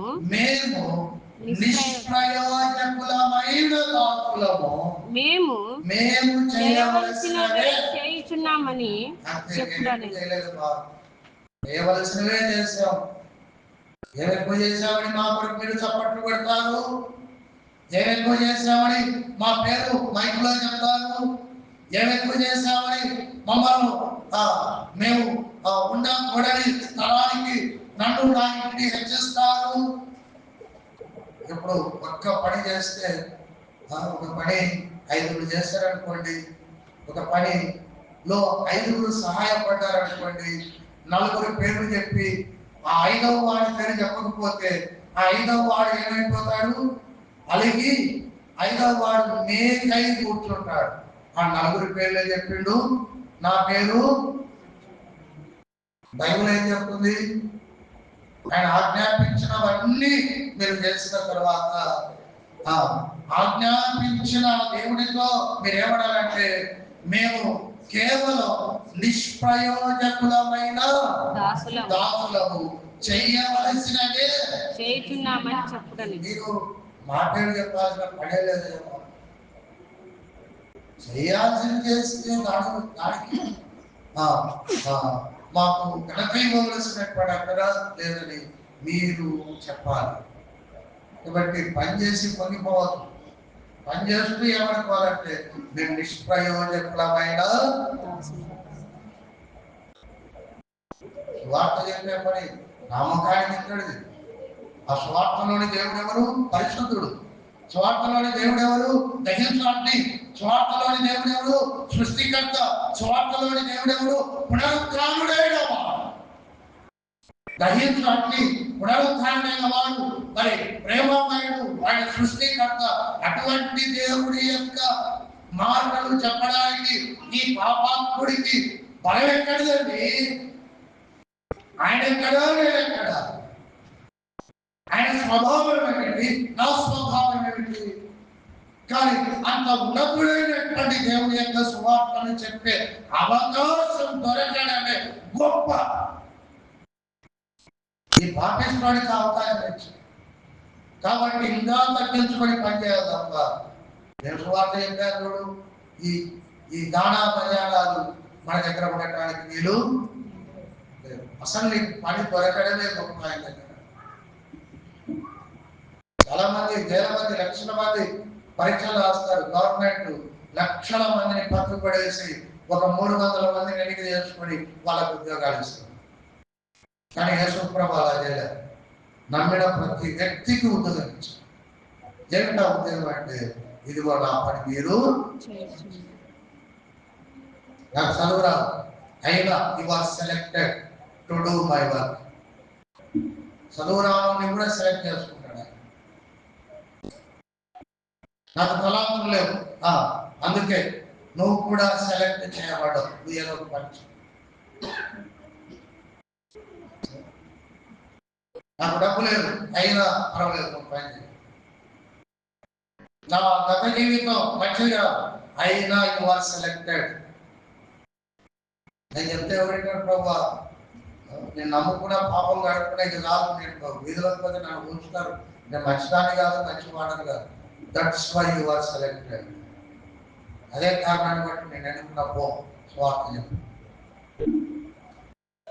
కాబట్టి లోకానికి ఆయనకున్నటువంటి తేడా, ఆయన రక్తంలో కడగబడిన ప్రతి వ్యక్తిని ఆయన అదే రోజు, అదే క్షణం తన యొక్క పనిలో ఆయన అపాయింట్ చేసుకున్నారు. నువ్వు ఆ పనిలో మనకు కొనసాగాలి. కనుక యేసు ప్రభు వారి మాదిరి ఏమిటంటే పని చేయటం. ఆయన పని చేస్తున్నాడు. మరణానికి 1 రోజు ముందు కూడా ఆయన పని చేస్తున్నాడు. మరణం వద్ద పని చేస్తున్నాడు. మరణాన్ని జయించిన తర్వాత పని చేస్తాడు. మరి నీ సంగతి ఏమిటి? పని చేస్తావా?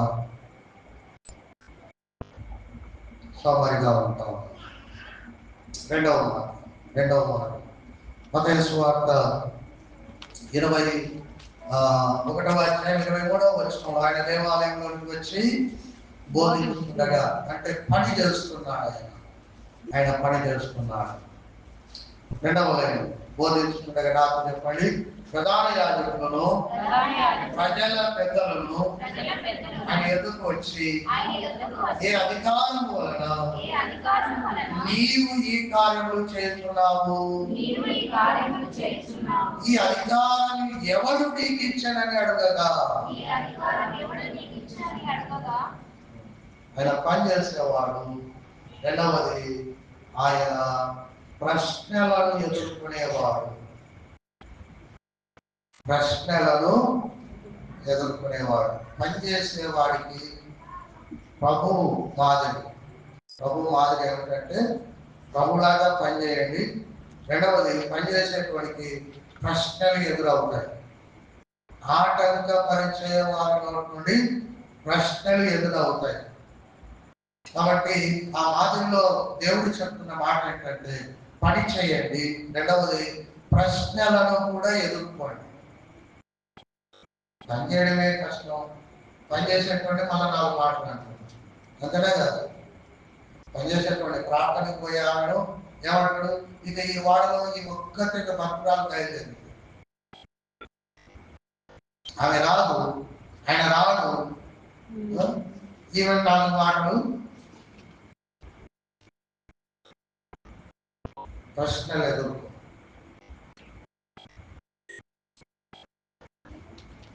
పనిచేసే వ్యక్తి ప్రశ్నలు ఎదుర్కోవలసిన వాడుగా ఉన్నాడు. ఖచ్చితంగా మనకు ఆటంకాలు వస్తాయి.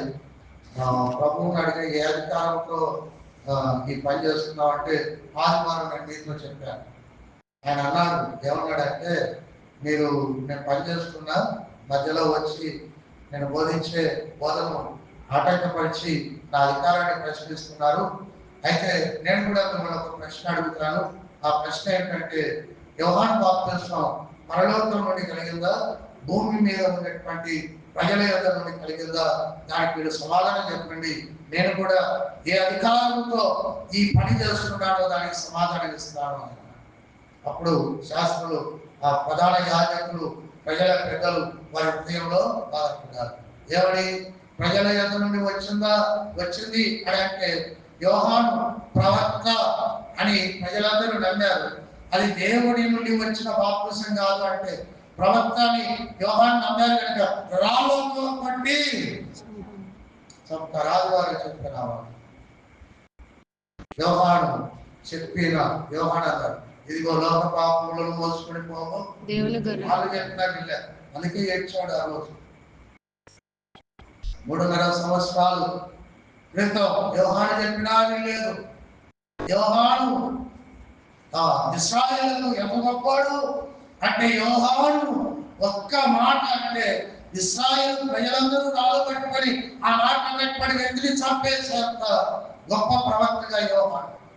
అంత గొప్ప ప్రవక్త చెప్పినా కూడా ఇశ్రాయేలు మారలేదు.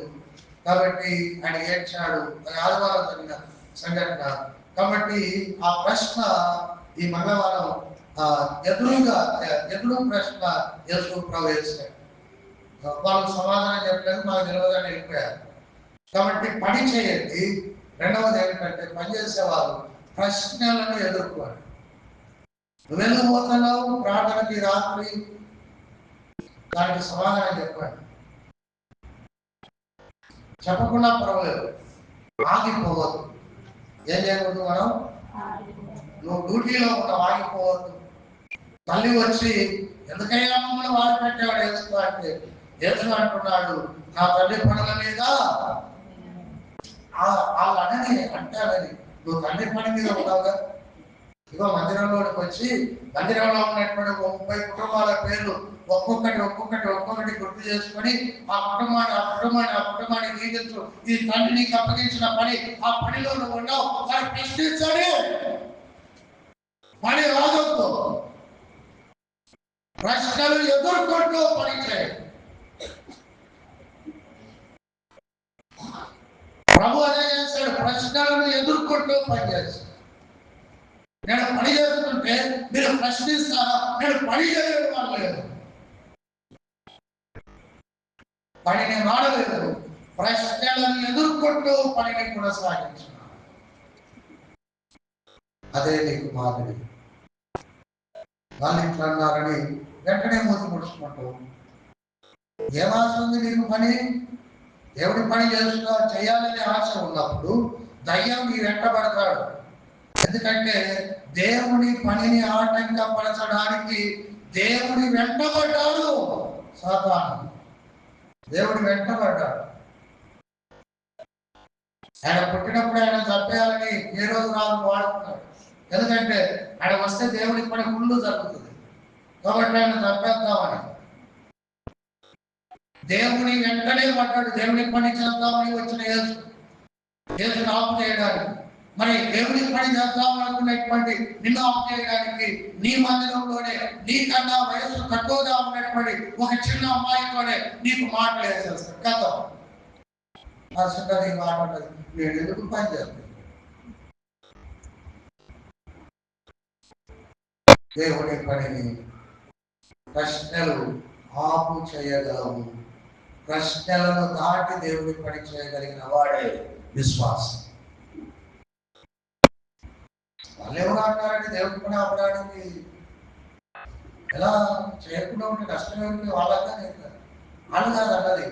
ఆమెలో లేక ఆయనలో దేవుడు దయ్యం ప్రవేశించి అనిపించింది. వాళ్ళు కాదు అన్నది. మన పోరాటం శరీరంలో కాదు, ఆకాశ సంబంధమైన దురాత్మల సమూహముతో మనం ఏం చేస్తున్నాము, పోరాడుతున్నాం. కాబట్టి నువ్వు పని చేస్తున్న చూసినావా, అందరూ చర్చలు ఉండిపోయినా కానీ ఈ ఒక్కటి ఆపుతుందిరా, ఉడుకుతుందిరా, చెప్తుందిరా పోనీయండి. 1,00,000 అంటారు, అది ఎంచుకొని పోవాలంటే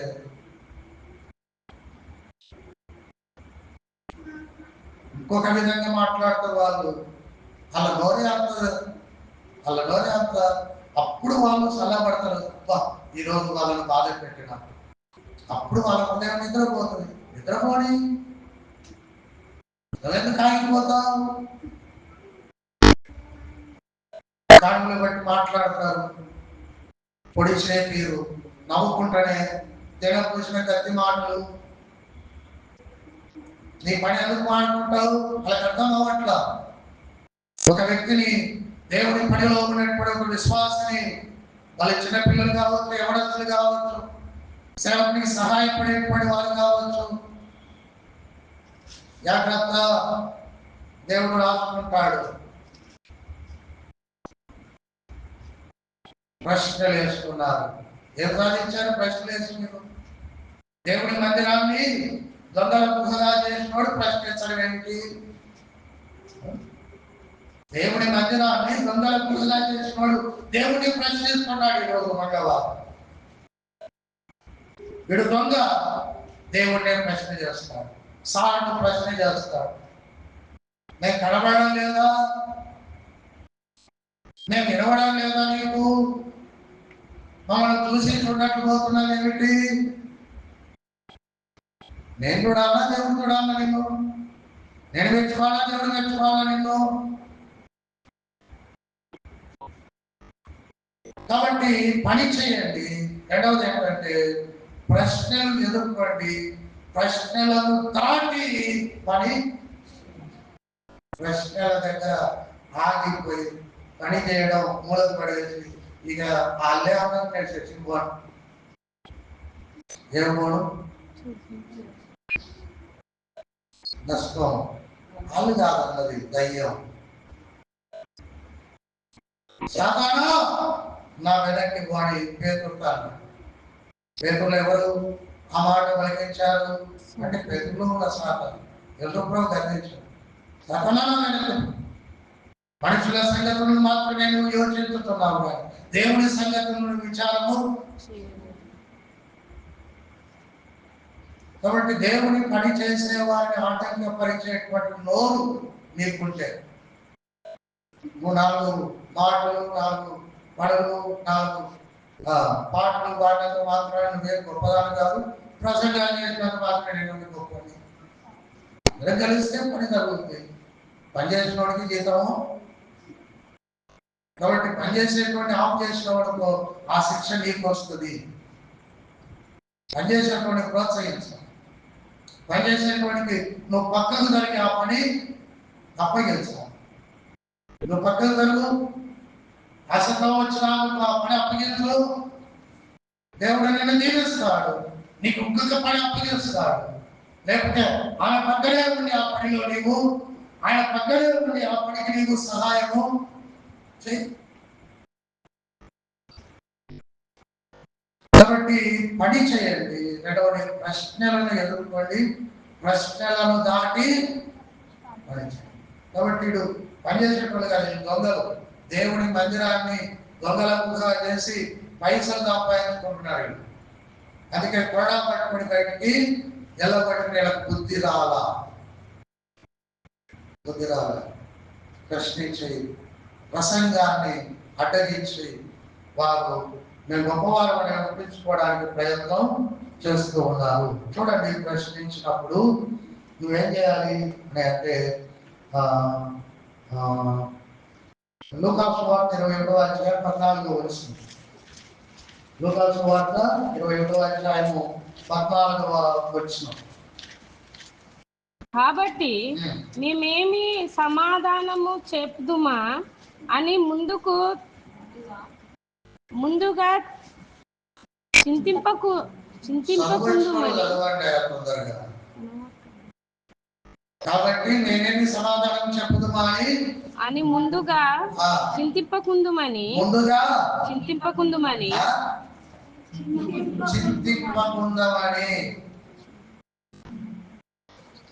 అర్థమవుతుందా? వాళ్ళ ప్రశ్నలు వేస్తారు, నేనేం సమాధానం చెప్పాలని నీకేం చింత అక్కర్లేదు. సమాధానం దొరకలేదా, మౌనంగా ఆ ప్రశ్నలు భరించి పనిచేయాలి. నీ దగ్గర సమాధానం లేదు, ఆ ప్రశ్నలు వేస్తున్నారు. అయ్యో వాళ్ళకు సమాధానం చెప్పలేకపోయానని చింతించవద్దు. పని చేసుకున్నప్పుడు ప్రశ్నలు వస్తాయి. యేసునే ప్రశ్నించినారు, నిన్ను కూడా ప్రశ్నలు వేస్తారు. వారికి ఏం సమాధానం చెప్పాలని ముందుగానే నువ్వు చింతపడి పని మానుకోవద్దు. నీ పనేదో నువ్వు చేయవయ్యా. దేవుడే నీకు ఆలోచన చెప్తాడు. అక్కడ మీరు ఇంటికి తర్వాత చదువుకోండి. వాళ్ళకి ఏం సమాధానం చెప్పాలో పరిశుద్ధాత్మ దేవుడే నీకు సహాయము చేస్తాడు, ఆలోచన చేస్తాడు. నువ్వు ఎమ్మెల్యేకి పోవద్దు. వాళ్ళు ఈ ప్రశ్నలు వేస్తాడు, నేనేమైనా సమాధానం చెప్పగలను అన్నట్టు. అలాంటి ఉండదు. మత్తయి సువార్త 10వ అధ్యాయం 11వ వచనం. మత్తయి సువార్త 10వ అధ్యాయం 11వ వచనం.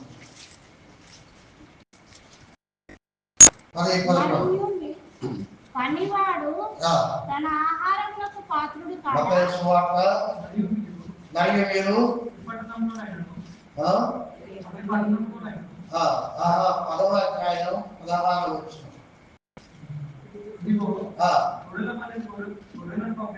తోడేళ్ల మధ్యకు గొర్రెలను. కాబట్టి మీరు ఎక్కడ ఉన్నారు అంటే తోడేళ్ల మధ్యలో ఉన్నారు. దేవుని నమ్మిన వారు తోడేళ్ల మధ్యలో ఉన్నారు. కాబట్టి తోడేళ్ల మధ్యకు గొర్రెలను పంపినట్లు నేను మేము పంపుతూ ఉన్నాను.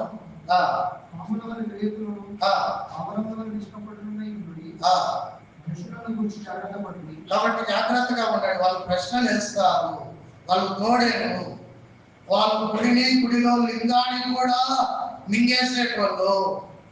వాడు బాగుపడడు, ఇంకొకటి మందిరానికి రానియకు. ఆ సార్ గురించి నీకు తెలియదయ్యా, ఆయన బోధకుడయ్యా, ఆయన చెప్పే మాట్లాడి మనం పాటించలేమయ్యా, మేమే పోతలేము. ఇన్నేళ్ళలో ఏంటి మేము నమ్ముకొని, నువ్వు కొత్తడి నువ్వు ఎందుకు పోతావు రా.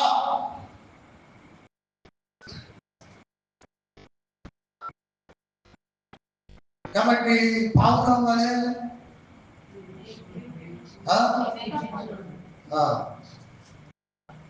ఎలా ఉండాలి? పాము వలె వివేకము, పావురం వలె శబ్దం. పాము ఎలా జరుగుతుంది అంటే దానికి శబ్దం, చప్పుడు, మన కాళ్ళ చప్పుడు అయిన వెంటనే సర్పం సైడ్ అయిపోతుంది. తను కాపాడుకునేటువంటి ప్రయత్నం చేస్తుంది. కాబట్టి దేవుని పనిలో ఉన్నటువంటి నీవు ప్రశ్నలు వస్తాయనేటువంటి ఆ శబ్దాన్ని నీవేం చేయాలి? గ్రహించాలి. పాము వలె వివేకం, పావురం వలె. అలా ఏమి నువ్వు తూలనాడు. వాడు సైతాను సంబంధి, వాడిని ఆటంకపరిచే ప్రశ్నలన్నీ నిన్న లేక మొన్ననే నమ్ముకున్నా ఇక మొదలు పెట్టుకుంటా సేవ అని. ఎంతమంది చూడలేదు మీలాగా, ఎంతమంది వచ్చిండ్రు. అప్పో మాకన్నా ఎక్కువ విశ్వాసం అనుకున్నారు. గంటలు కలిసిపోయాడు. 2 నెలలు 3 నెలలు 4 నెలలు అని మాటలతో పొడిస్తే ఆడు పొడిచినాడు కదని వీడు రావడం ఆడుకున్నాడు. అట్లనే గంగులు కలిసి కొత్తగా వచ్చిందని దీని కొత్తని చుట్టూ నలుగురు విశ్వాసం చేరి అరే చాలా మంచిది కొత్త విశ్వాసంగా నువ్వు వచ్చావు మంచిగా మంది అంటున్నాడు, ఇదిగో నేను ఇంటికి వచ్చి ప్రార్థన చేస్తావు, ఇదిగో నేను మీకు సహాయం చేస్తానని బలపరిచే రాముడు లేదు. కొత్తని గంగులు కలపడమే, ఎందుకంటే ఈయననే ఉండాలి మందిరం లేదు. ఈయన హవానే నడవాలి. ఏం నడవాలి? ఏ వ్యక్తిని బలపరిచినావు? పాఠకపరిచినటువంటి వ్యక్తులమా, బలపరిచే వ్యక్తులమా, ప్రయోజకులుగా మార్చేటువంటి వ్యక్తులమా, ప్రశ్నలు వేసి బాధ పెట్టేటువంటి వారంగా ఉన్నామా అనేది మనం పరిశీలించుకోవాలి. కాబట్టి ప్రశ్నలు వస్తాయి. పాము వలె ఆ ప్రశ్నించే వారికి సైడ్ అయిపో, పావురం వలె నిష్కపటముగా. వాళ్ళ గురించి మనసులో పెట్టుకోలేదు కానీ వాళ్ళ దేవుడికి వదిలిపెట్టు, దేవుడే చూసుకుంటాడా? దేవుడి పని చేయడం మానేస్తావేమిటి? దూరం దూరం ఉంటావేమిటి? మళ్ళా నీ వెనకాల సేవకుడు పరిగెత్తుకొని రావాలా? దేవుడు తన రక్తంతో కొనడమే మహాభాగ్యం అనుకొని పరిగెత్తుకుంటూ నువ్వు రావాలా? చర్చిలోకి వచ్చిన తర్వాత ఇప్పుడు నా గొప్పతనం, నా వెనకాల సేవకుడు రావాలి, నా వెంటబడాలి, ఇదా? ఇవి దేవుడి పనులు కావాలి. దేవుడి పనిని నీ ద్వారా తగ్గించేటువంటి వ్యక్తిగా నువ్వు నేను అలాగా ఉండవు. పేతురు రాసినటువంటి మొదటి పత్రిక మొదటిది ప్రశ్నలు వస్తాయి కాబట్టి చింతించవద్దు. రెండవది ప్రశ్నలు వస్తాయి కాబట్టి పావులాగా తప్పించుకునే పక్కకెళ్ళు, పావులాగా ప్రశ్నించిన వారిని మనసులో పెట్టుకుని వారి గురించి భయపడవద్దు, నిష్కపడంగా ఉండు. మూడవది పేతురు రాసిన మొదటి పత్రిక 3వ అధ్యాయం 15వ వచనం. 3వ అధ్యాయం 15వ వచనం. ఏ మనస్సాక్షి అండి? నిర్మలమైన మనస్సాక్షి కలిగిన వారిని మీలో ఉండు నిరీక్షణ గురించి మిమ్మల్ని ఏలుగు అనగా ప్రశ్నలు ప్రతి వారికి సాత్వికముతోనూ భయముతోనూ సమాధానము చెప్పుటకు ఎల్లప్పుడూ సిద్ధంగా ఉండండి. ఎల్లప్పుడూ సిద్ధంగా. కాబట్టి నిర్మలమైన మనస్సాక్షి కలిగి నేను నిరీక్షణ విషయమై ఎవడైనా అడ్డదిడ్డ ప్రశ్నలు వేస్తే సాత్వికముతోనూ భయముతోనూ వారికి సమాధానం చెప్పడానికి ఎల్లప్పుడూ సిద్ధముగా దేవుని అడగండి. వీడు ఫలానా ప్రశ్న అడుగుతున్నాడు, దీనికి ఎట్లా సమాధానము చెప్పాలి. అందుకే వాక్యం చదవాలి, వాక్యం నేర్చుకోవాలి, వాక్యం వినాలి, అడగ తెలియని అడిగి తెలుసుకోవాలి. కాబట్టి ఆ విధంగా ఉండాలి. కొలస్సీ పత్రిక 4వ అధ్యాయం సిద్ధంగా ఉండాలి ప్రశ్నించిన వారికి సమాధానం చెప్పడానికి. 4వ అధ్యాయం కొలస్సీ పత్రిక 4వ అధ్యాయం 6వ వచనం. ప్రతి మనుషునికి ఎలాగో ప్రత్యుత్తరం ఇవ్వవలెనో అని నీవు తెలుసుకున్నట్టకై ఉప్పులాగా ఈ సమాధానాలు ఉండనివ్వండి. ప్రతి మనుషునికి ప్రశ్న వేసిన వాడికి ప్రశ్న వేయని వాడికి ఉప్పులాగా సమాధానం ఇవ్వండి. కాబట్టి యేసయ్య మాదిరి ఏమిటి అంటే పని చేయడం. యేసయ్య మాదిరి ఏమిటి అంటే పని చేసి ప్రశ్నలను ఎదుర్కొంటాం. పని చేస్తూ ప్రశ్నలను ఎదుర్కోవడం. కాబట్టి ప్రశ్నలు వేసుకున్నారని పని ఆపుకోవడం కాదు, ఆగిపోవడం కాదు, ప్రశ్నలు ఎదుర్కోవడం. ఆ ప్రశ్నలు ఎదుర్కోవాలి. ప్రశ్నలు వస్తున్నాయని చింతపడి వెనక్కి వెళ్ళిపోవద్దు. రెండవది ఆ ప్రశ్నల్లో పాము వలె వివేకం, పావురం వలె నిష్కపటంగా ఉండండి. ఆ ప్రశ్నలకు సమాధానం చెప్పడానికి ఎల్లప్పుడూ సిద్ధంగా ఉండండి. 4వది మీ సమాధానం ఉప్పు వేసినట్టుగా ఉండనివ్వండి. ఇది యేసుక్రీస్తు మార్గం. ఆయన అందరికీ సమాధానం చెప్పాడు, తప్పించుకోలేదు. చివరిగా ఒకే ఒక మాట చెప్పి నేను ముగించేస్తాను. కాబట్టి యేసయ్య మాదిరిలో మొదటిది ఏమిటంటే పని చేయడం, రెండవది ప్రశ్నలు ఎదుర్కొంటూ పని చేయడం. ప్రశ్నలు ఎదుర్కొంటూ పనిని వదిలిపెట్టడం కాదు, ప్రశ్నలు ఎదుర్కొంటూ పని చేయడం. మూడవది ఏమిటంటే ప్రభువును హత్తుకొని సాగిపోవడం. ప్రభువును హత్తుకొని సాగిపోవడం. లూకాసు సువార్త 19వ అధ్యాయం ఈ ఒక మాట చదివి ప్రార్థన చేస్తాను. అయిపోయింది సమయం. లూకాసు సువార్త 19వ అధ్యాయము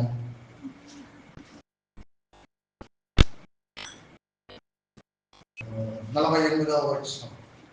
20వ అధ్యాయంలో మొదటి వచనంగా ఆ దినములలో ఒకనాడు ఆయన దేవాలయంలో ప్రజలకు బోధించు సువార్త ప్రకటించున్నప్పుడు ప్రధాన యాజకులు, శాస్త్రులు, పెద్దలతో కూడా ఆయన మీదకి వచ్చి ఏ అధికారం వల్ల ఈ కార్యము.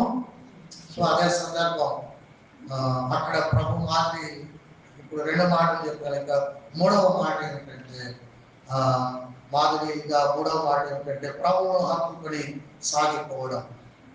20వ అధ్యాయం మొదటి వచనానికి పైన 48వ వచనంలో ప్రజలందరూ ఆయన వాక్యమును వినుటకును ఆయనను హత్తుకొని ఉండిరి. ఆయనను హత్తుకొని ప్రభువును హత్తుకొని ఉండండి. ఎందుకు ఈ మాట నేను చెబుతున్నానంటే, మొదటిది మీరు పనిచేసే విశ్వాసంగా మారారు, సంతోషం. రెండవది ప్రశ్నలు వచ్చినా పని చేయడం ఆపకుండా మీరు ముందుకు కొనసాగుతున్నారు. ఇది రెండవది. ఎప్పుడైతే పని చేసే విశ్వాసంగా ఉండి, రెండవదిగా ప్రశ్నలు వేస్తున్నప్పటికీ ఆ ప్రశ్నలను దాటి పనిచేసే వారుగా మీరు తయారవుతారో అప్పుడు గర్వం అనేది మనలో ప్రవేశిస్తుంది. కాబట్టి అది మనలో ప్రవేశించకుండా ఉండడానికి మూడవ మాట ఏంటంటే ప్రభువును హత్తుకొనండి. ప్రభువును. రెండవ ఆలోచన ఏంటంటే మనం ఎప్పుడైతే ప్రభువు యొక్క పని చేస్తున్నామో అది నువ్వు ప్రభువును హత్తుకున్నట్లు కాదు.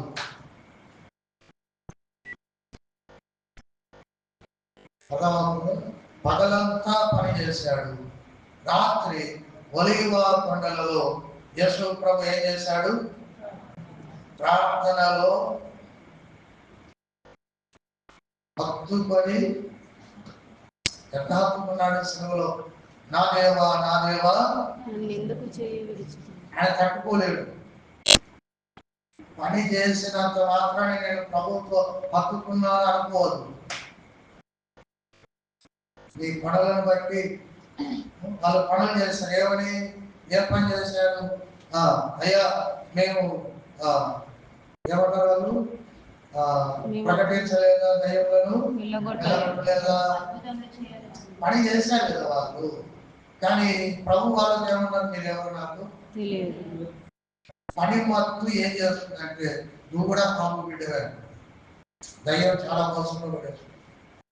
కాబట్టి పని చేస్తూ ప్రశ్నలను దాటి పనిచేసిన తర్వాత ప్రభు మాదిరి ఏమిటంటే ఆయన దేవుణ్ణి హత్తుకున్నట్లుగా, తండ్రిని హత్తుకున్నట్లుగా నువ్వు యేసును హత్తుకోవాలి. పని చేయాలి, కానీ నీకు ఈ పని ఇచ్చిన వాణిని హత్తుకోవాలి. అక్కడ ప్రజలు ఏం చేశారు అంటే ప్రజలందరూ ఆయనను హత్తుకొని ఉండేది. ఆయనను ఏం చేసుకుని ఉన్నారు? వాళ్ళు హత్తుకొని. సమయం లేదు, దాని వివరణ దేవుడు చిత్తం అయితే అలా ఎప్పుడైనా నేను మీకు జ్ఞాపకం చేస్తాను. పూర్తయితే పని చేసినప్పుడు కొన్నిసార్లు ఏమైపోతుందంటే మా బైబిల్ చదవం, రోజు మత్తయి సువార్తలో ఒక అధ్యాయం చదువుతూ వస్తుంది. ఆ రోజు పని చేస్తాం. దేవుని పని చేస్తాం. ఆ రోజు నువ్వు బైబిల్ చదువు. నువ్వు దేవుడిని హత్తుకున్నట్టు కాదు. నేను పని చేశానుగా, అది ఎవరికి కావాలి? ముందు దేవునితో నీకు టచ్, అది దేవుడికి కావాలి. అది లేకుండా నేను పని చేశానంటే ఏమిటి? అది దేవుడికి ఇష్టము లేనిది.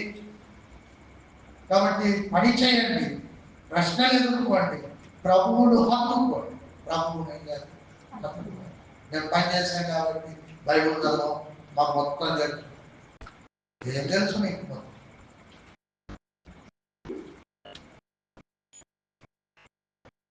కాబట్టి హత్తుకొని ఉండడం చాలా ప్రాముఖ్యమైనది. దాని వివరణ దేవచకులు జ్ఞాపకం చేస్తాను. తలవంచండి చిన్న ప్రార్థన.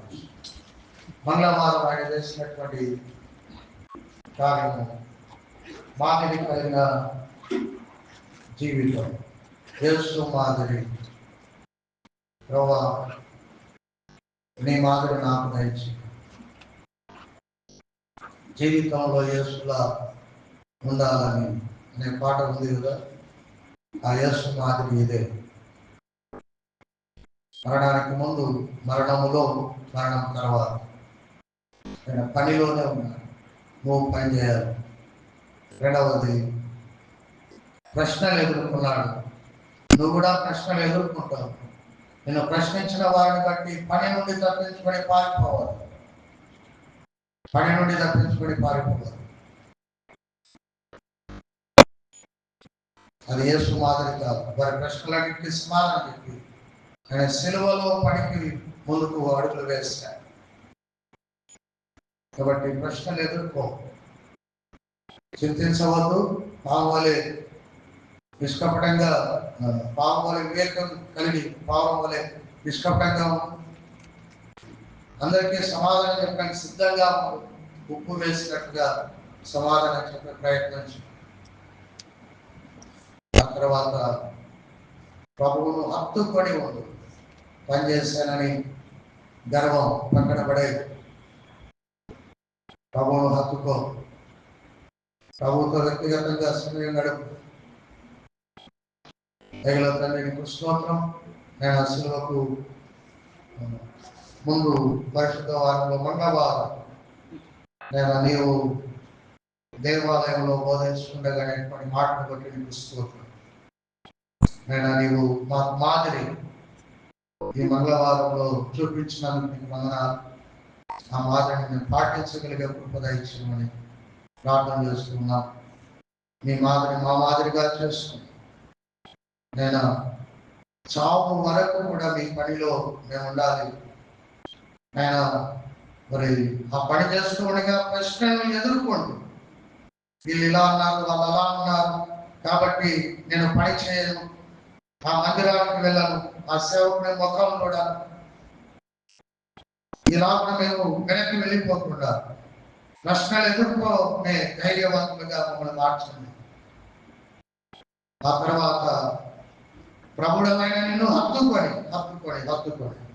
పనిచేశాను కాబట్టి నేను ఆ రోజు నేను చదవలసినటువంటి వాక్యాన్ని, ధ్యానించవలసిన వాక్యాన్ని, ప్రార్థన చేయవలసినటువంటి సమయాన్ని మేము నిర్లక్ష్యం చేయకున్నట్టుగా మీరు ఎలాగైతే పిల్లలంతా పనిచేస్తున్నా తండ్రితో ఇష్టమనే వనంలో ప్రార్థనలో గడిపారు, అలాగా మేము కూడా నేను హత్తుకొని జీవించేటువంటి మాదిరికరమైనటువంటి విశ్వాసులుగా మమ్మల్ని మార్చమని, యుద్ధమైన ఈ మాటలు వెక్కలేకపోకుండా మీరు కన్నీ ఫలింపచేయమని, రేపటి కొడుకు కొరకు సిద్ధపరచమని యేసునామమున ప్రార్థిస్తున్నాము తండ్రి.